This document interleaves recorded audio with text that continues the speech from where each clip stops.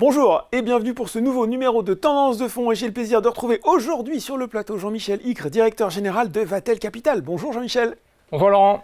Alors Vatel Capital, je le rappelle à chaque fois, société de gestion indépendante spécialisée dans l'investissement dans les PME françaises et partenaire de Boursorama pour son offre de FIP et de FCPI.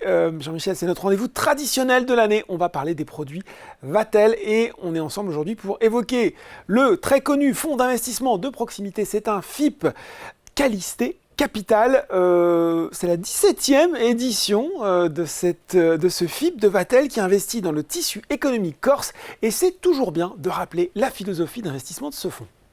Bien, nous avons déjà investi dans des dizaines de projets en Corse. Et finalement, Laurent, nous recherchons les mêmes fondamentaux dans nos investissements en Corse que sur le continent. Nous voulons un chef d'entreprise solide et expérimenté qui a un projet pérenne du point de vue de son plan d'affaires, oui. C'est-à-dire concrètement que les flux de trésorerie générés par le projet doivent être significatifs par rapport au montant investi. Bon, par ailleurs, la taille de l'investissement doit être compatible avec la durée de vie de nos fonds. Et enfin, petite différence avec le continent, les chefs d'entreprise corse ont la possibilité ou l'envie de gérer en parallèle ou successivement des projets différents. Et pour nous, ça fait des opportunités d'investissement supplémentaires. Aujourd'hui, quels sont les secteurs qui vous semblent receler le plus de potentiel dans l'île de Beauté? On pense forcément au tourisme, mais c'est quand même pas le seul secteur, j'imagine. C'est pas le seul secteur, mais c'est le principal. Ouais. Pour être honnête, cela fait 16 ans que nous investissons en Corse. Et effectivement, le tourisme est le secteur privé majeur de l'économie corse, puisque la Corse accueille chaque année, bon an, mal an, bonne saison, mauvaise saison, 3 millions de visiteurs qui doivent être logés, nourris et divertis. Bon, à côté de ça, nous investissons aussi dans le grand âge, la population corse étant un petit peu plus âgée que sur le continent. Ouais. Et nous allons enfin investir dans les services aux entreprises et aux énergies renouvelables, ainsi que dans l'agroalimentaire. Bon, des secteurs effectivement variés.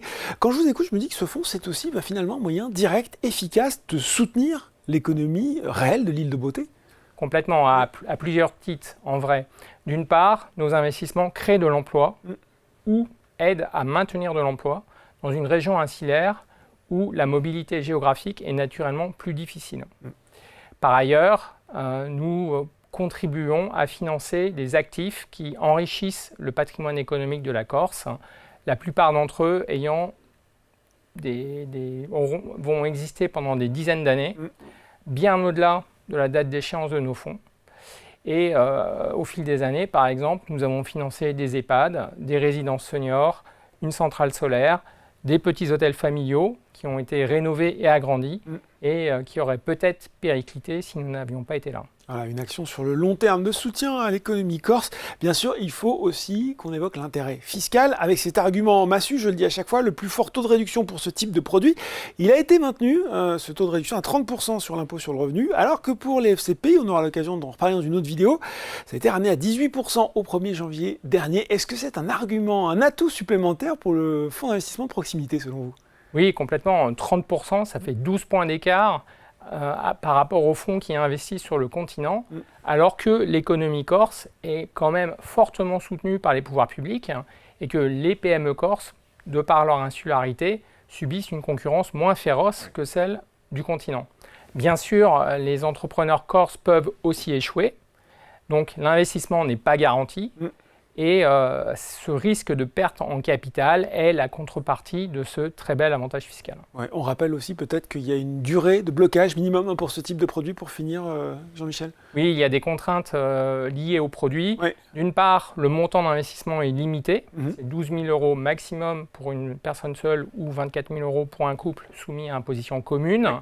Cela représente une réduction d'impôt de 3 600 euros ou de 7 200 euros maximum.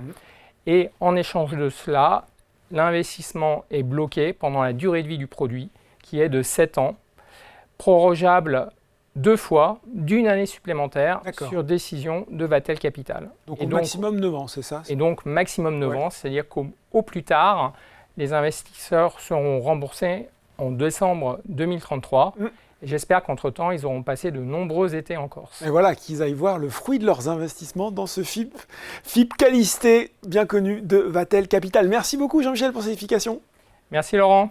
Tendance de fond, c'est fini pour aujourd'hui, mais on se retrouve très bientôt pour un nouveau numéro.